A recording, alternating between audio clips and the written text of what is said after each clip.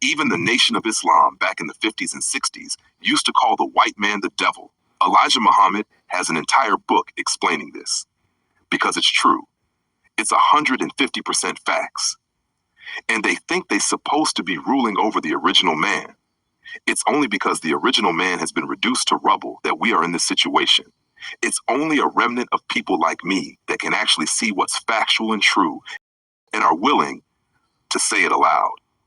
They love to claim, oh, that's racist. I'm incapable of being racist. This is not my system. It's their system. They are the racists.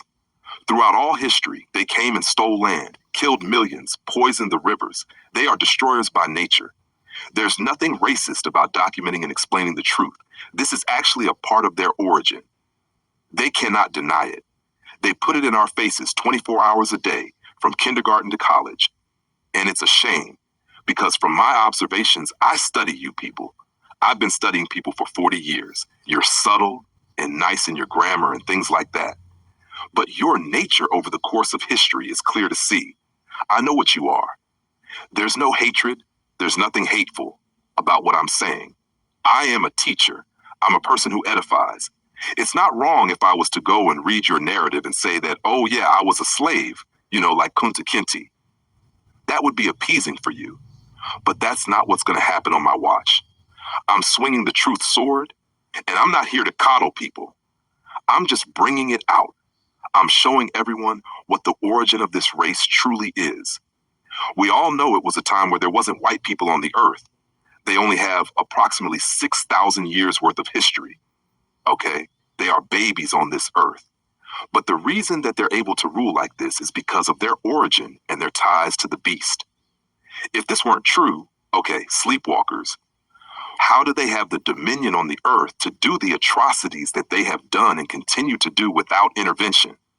They are devils.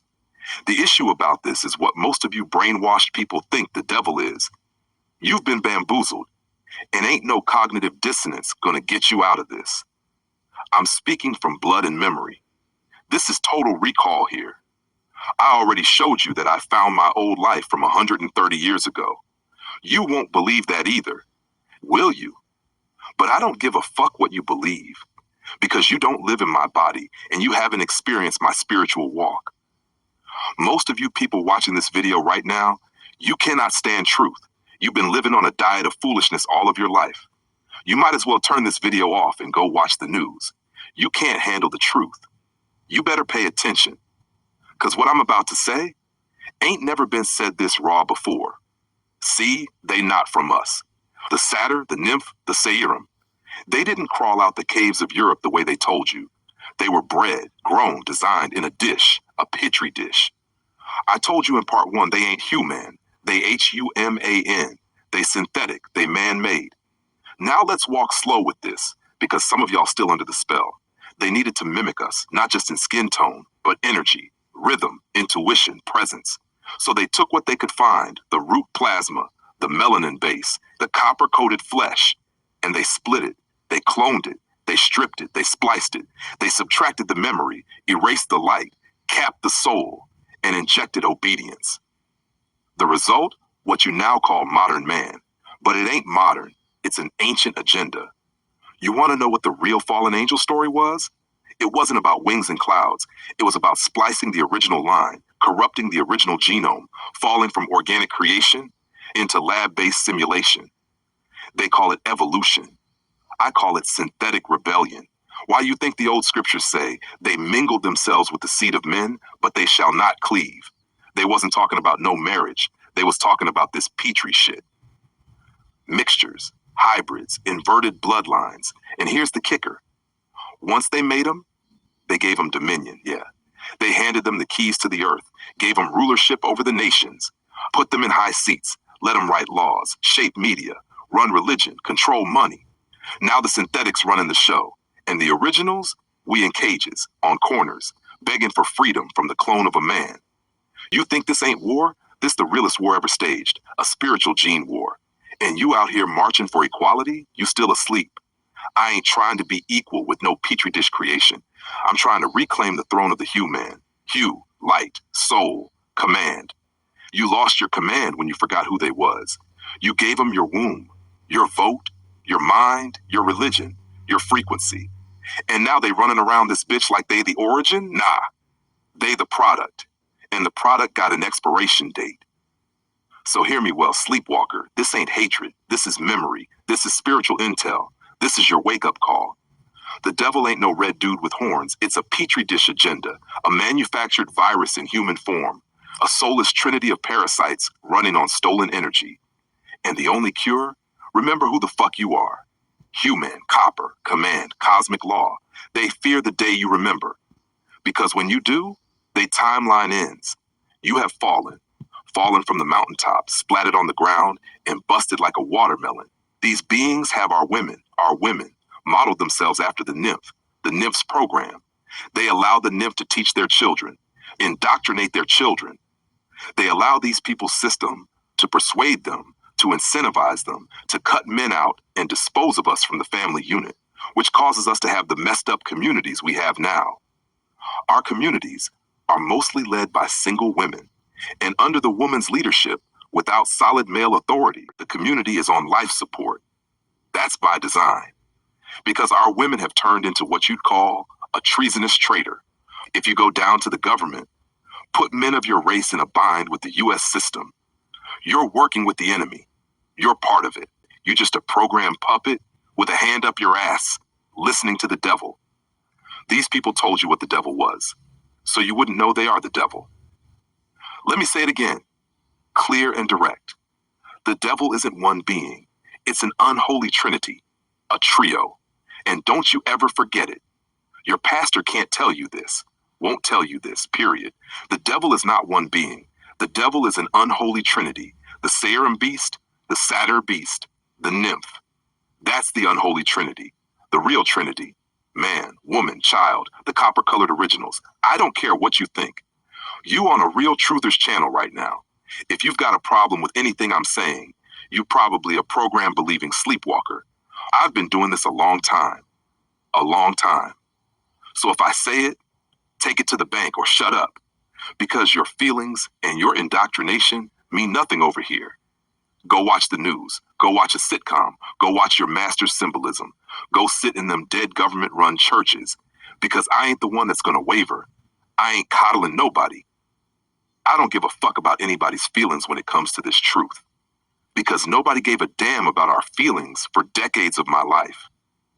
When they forced me to say I was African, forced me to read fake history, forced me to live in a system that feeds you fake food, fake education, fake identity, all of it. You don't really want to know what we should do about the situation we're in as a people. You don't want me to say it, because deep down you already know nothing's gonna happen. So I've made up my mind. I got other plans. I want to get far away from this bullshit, far as I possibly can. I don't want to be around a community that's being ruled by Petri-dish creations. Babies, they only have deceit, trickery, sorcery. And all of it, you fell for, hook, line, and sinker, Negro. This part of the story, yeah, it's for you. We the sorry sons of bitches walking this earth right now because of the vicious cycle they put us in. Unruly women, masculine females, emasculated males, vicious cycles of death, imprisonment, all under the woman's watch. 40 or 50 years ago, the woman didn't run nothing in the black community, not over a man. She was second in command, but now she cut your throat and put herself first in command. Now we got suckers, flip-flops, inverts, and a host of sleepwalkers who get mad as hell when you point this out. But they don't get mad when those same people indoctrinate and ruin their children's minds. Disgraces. So-called Black America. So-called African Americans. If you don't see a problem with this, you are the problem. And you deserve every inch of pain and suffering that you get. Many of you are drunk off entertainment and high off stupor. But the sad part about that is, in 50 years, you won't even have a community. Now that's crazy. You're slowly being erased. And this is the final stages. I'm a serious researcher. I could show you some stuff that's terrifying, but I'm not. This is enough. Do your own research, because you are on the way to extinction. If you don't make some serious pivots right now, as a group of people, as a race of people, as an ethnic group, if you don't make some serious adjustments, it's your funeral as a race collectively, Because if you don't realize it, you're in the final stage of gentrification in all Negro neighborhoods. Now think about that next time you're being entertained and think things are a joke. It's not going to be pretty. You still think you got 20 years? You've got 5, maybe. 1. Gentrification is in the final phase. 2025's equals final push. This ain't just development, it's displacement by design. They've been laying this groundwork for decades. Fake urban renewal in the 60s, public housing demolition in the 90s, condo and craft beer invasion in the 2010s, and now in 2025, white folks jogging through the hood with no fear. That ain't random. That's symbolic occupation. They don't just live there. They're letting you know it's theirs now. 2, you don't own the land. They do. Most black folks don't own the property in their own so-called communities. It's rented, owned by investors, or controlled by banks and land trusts. So when they want to raise rent, you're out. When they want to build a Whole Foods, you're out. When they want to paint a Black Lives Matter mural and still evict your grandma, you're out. No land, no leverage. 3, no economic infrastructure. Black communities don't control the food supply, the schools, the banks, the medical clinics, the policing, or the housing codes. You've got a people living inside a trap, not a community. When every dollar leaves your block in 5 minutes and goes into somebody else's pocket, that's not community. That's a containment zone. 4, psychological capture through media and distraction. The community you think you have is now digitized and commercialized. TikTok tribes, Instagram therapists, YouTube prophets.